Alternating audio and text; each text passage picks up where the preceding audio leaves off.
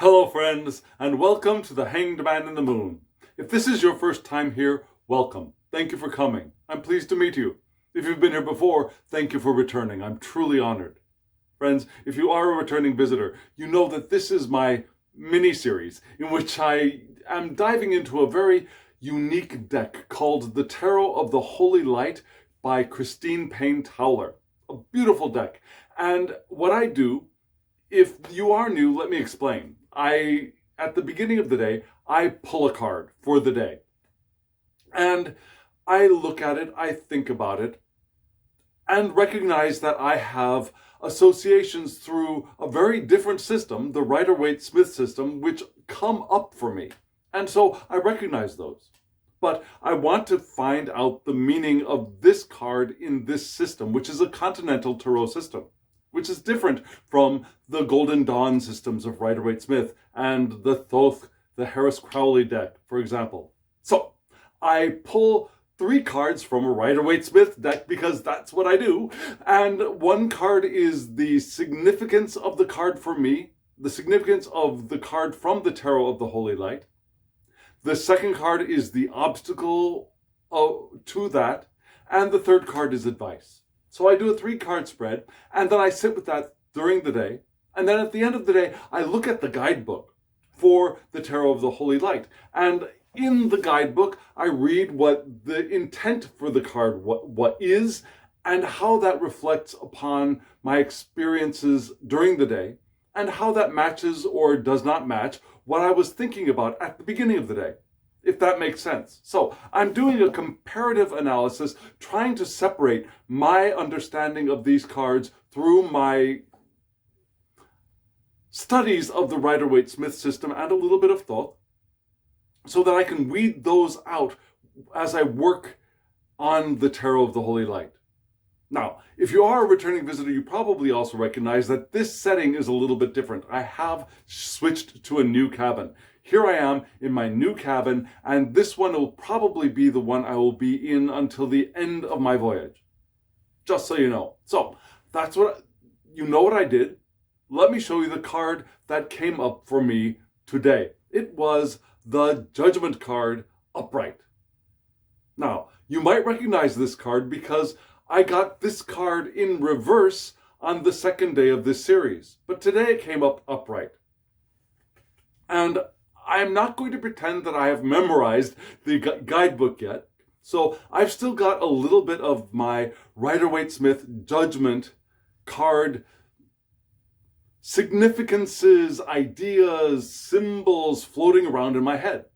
They're not completely separated out yet. So I see this card, and I still see the call from heaven. I see the call of the divine, the call to awaken to a new life, the call to become something new, the call to move towards completion. We've got that completion oval here, that wreath that we can also associate with the World card, right? The World card, which is a completion fulfillment card, also has this wreath about it, right? So those were the things that I thought about. I also notice, again, here, we have the Holy Spirit coming down. We've got, just as we do in most cards, we've got 3 figures. One either ready to arise from the grave or not quite yet here, and 2 figures flanking this figure, supplicating the divine trumpeter from above. There's very similar symbols in this card, but we also have some additional zodiac signs here. There are a lot of other additions or, I don't want to say additions, I want to say there are embellishments to the central idea of this card. Okay, so this is what I got. And I just told you what I was thinking. You know, call of the divine, rising from the dead even. And so I pulled my 3 Rider-Waite-Smith cards, and let me show you those 3 cards right now.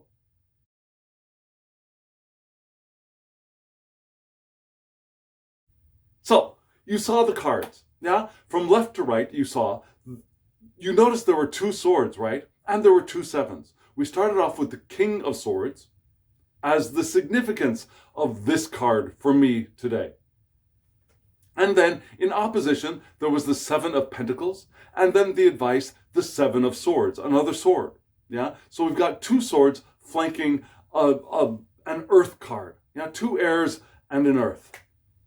So what do I think of when I think of these cards in succession? First, I think of the King of Swords, long range vision, cutting through the clouds, being able to see long distances, the path that they want to head in, to have the clarity and honesty to speak clearly and with authority. Yeah? And in this card, we see very different avian creatures, right? One of them is actually a mammal. Yeah, we have a raven up above. We've got an owl below. Raven, cleverness, right? Owl, wisdom. And we've got a bat, a creature that is both a mammal and can see at night. So we've got a broad spectrum of ability to see in these 3 birds, these 3 flying creatures. And we have a very attractive, mature man who looks very stable on top of the peak of this mountain and is able to see very long distances, to see the path forward, and to speak the path forward as well. So the obstacle card. Now the 7 of Pentacles in obstacle could be one of 2 things. One, impatience, not waiting for the thing to ripen before you start plucking it out of the ground to see if it's ready. Or it could be waiting too long. And in opposition to the King of Swords, both of those would be bad, right? You want to wait for the proper time. You don't want to pluck these things too early. You want to have the long-range vision. Of course, that doesn't mean you want to stop doing everything. You don't want to give up and just hope for the best. You want to be patient and wait for the proper time. So the obstacle would be either one of 2 extremes. Being impatient and plucking things before they're ready, or just becoming, going into inertia, not being ready to act. Being lazy, perhaps. And the solution, the answer is the 7 of Swords, which I talked about just yesterday. This card came up as the significator, the significance card for me yesterday. And here it's the advice, which is interesting. So, go my own way, find my own path. And I described other meanings that other people associate with this card, and that in significance and in advice, I don't go that way.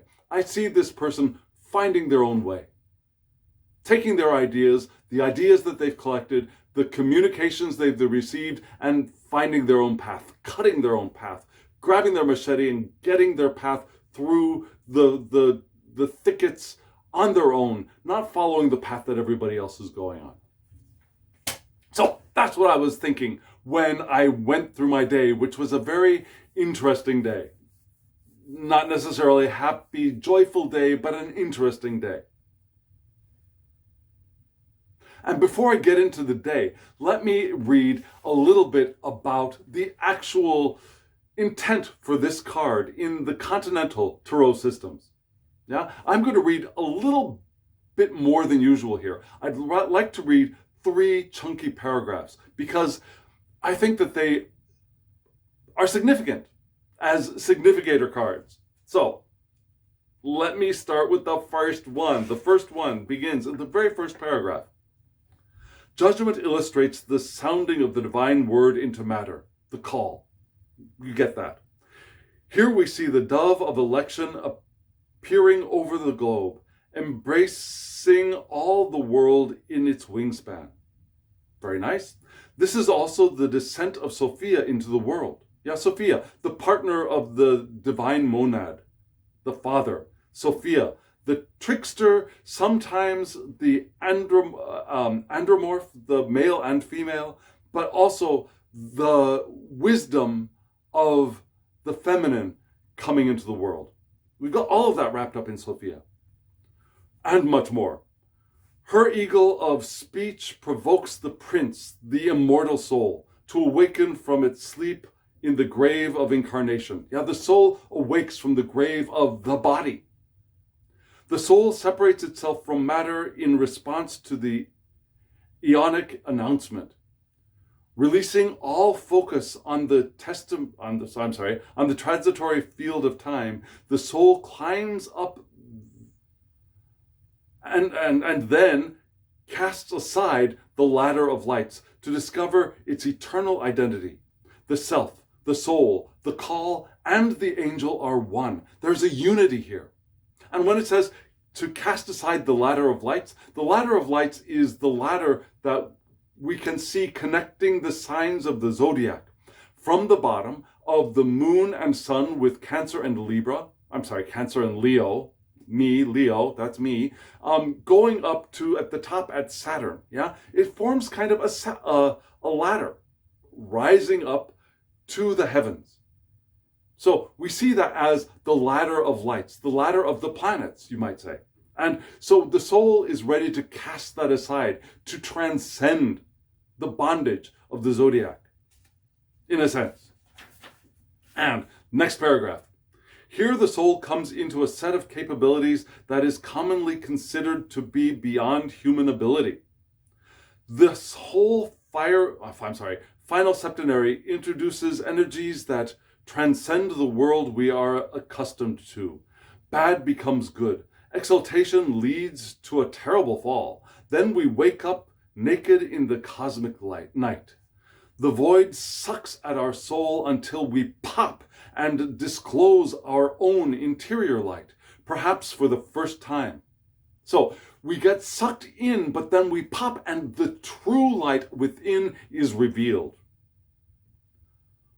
Only after we have resolved all of our opposites, have identified with every error, and have forgiven all transgressions can we finally face the opening of the throat chakra, the speech, the voice chakra, and release the living word. Intention, as one of my key words for that is intention. With Trump 20, we finally reveal to ourselves whether we are truly made in the image of God, capable of fulfilling the mandate from the divine, or whether we have let go of that seed of the soul and are no longer responsive to the call of eternity. So we get both possibilities in this card. Yeah? The call is there. We have the potential to pop out of our encasements for our light to shine, or it may become evident that we are not ready for the call. And it's that binary possibility that leads into this next paragraph. Not the next paragraph in the book, but the next one that I'm going to read.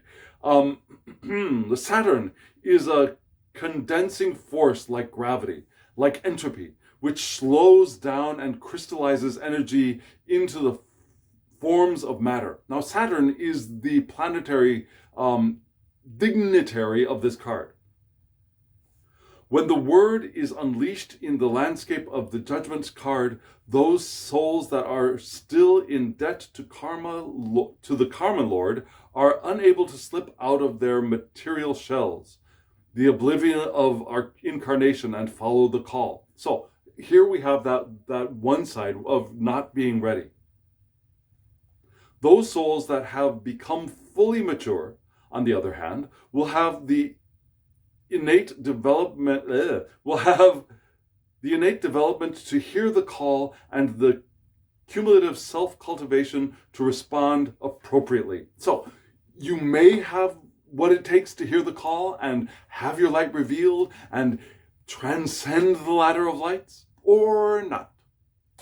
Both are still possible in this card. And because this was my significance, it kind of made me think that, well, I have the potential to see past, to communicate. There's a throat chakra, master of throat chakra potential in this card as well, right? The air sign. Now, air is also heart, but it's also communication. You notice all the blue in the card, so yeah, throat chakra. So what is today? Honestly, not the best day. I told you that, didn't I? You know that I was tested for COVID a couple of days ago. By now, it's a couple of days ago.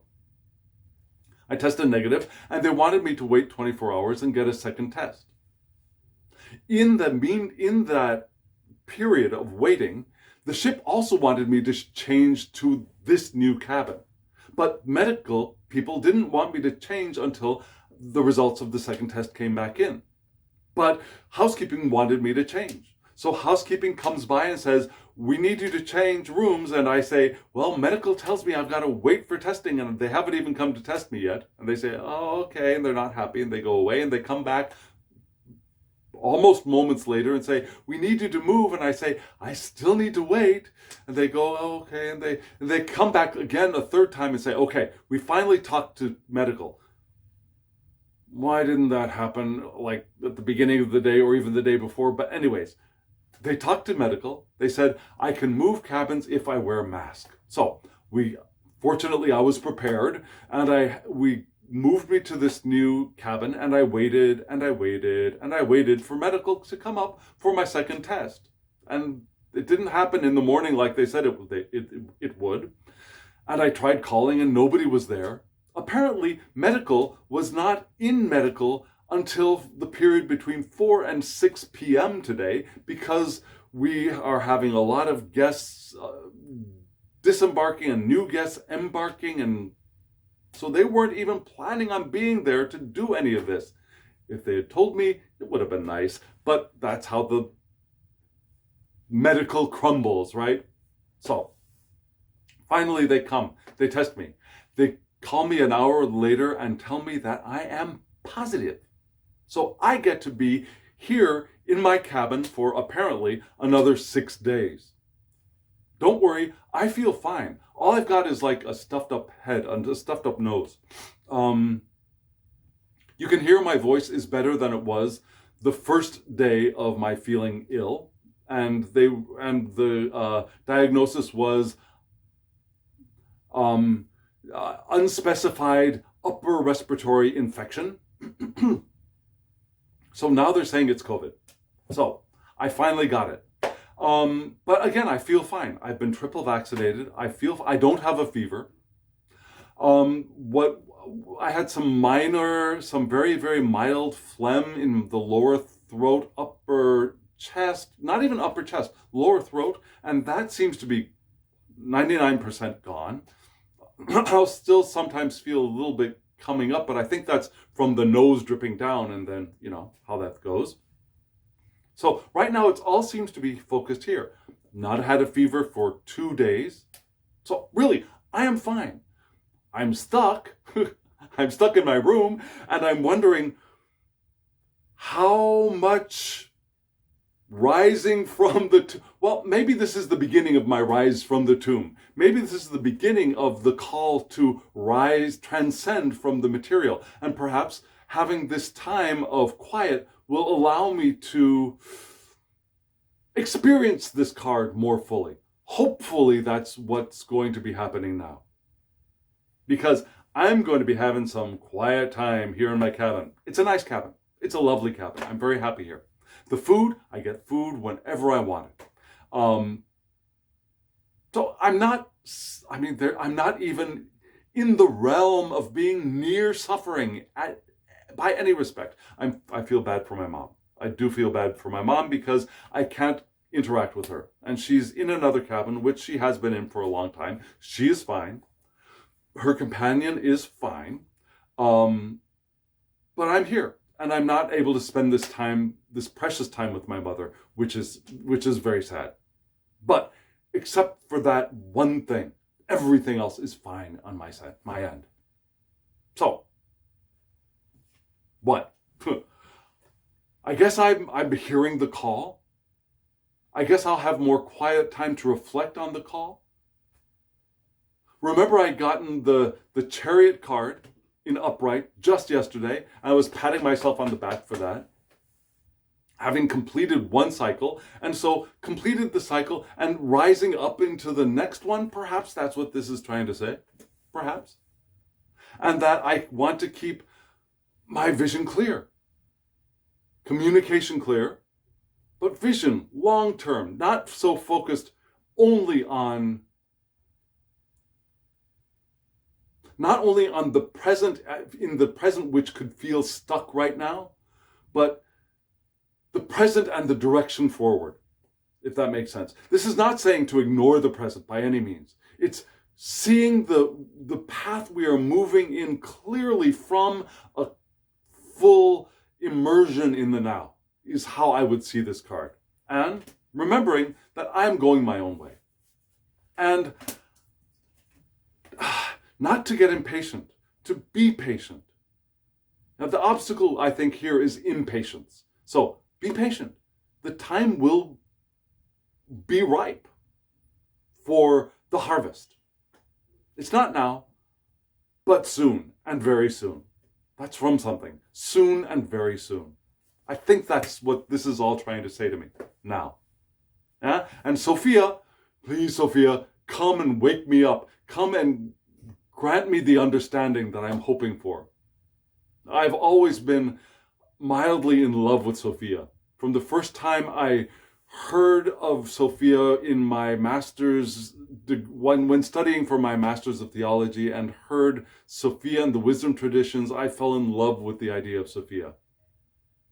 And so, Sophia, in this time of quiet, let me hear your voice.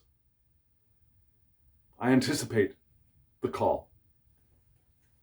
That's all I have to say. What do you think? I'd love to hear from you in the comments below. And hit the thumbs up button if this has been of any meaning for you, and tell YouTube that it might be of meaning for other people. Yeah? Subscribe if you haven't subscribed, and hit the alarm bell so you know when I upload videos. I try to do them once a day for this period of diving into the tarot of the Holy Light, but sometimes internet doesn't work from the ship. So sometimes one of the videos will be late. So hit the alarm bell so you get notifications. And comment below. I would really love to hear from you. And like I said, I'm here in my cabin alone, so I've got a lot of free time. If you want a private reading from me, I've got a link to my Instagram account. You can hop over there, send me a direct message, and we can get a reading set up for you. And friends, now, as always, I wish you love, joy, well-being, and pure awareness. Thank you.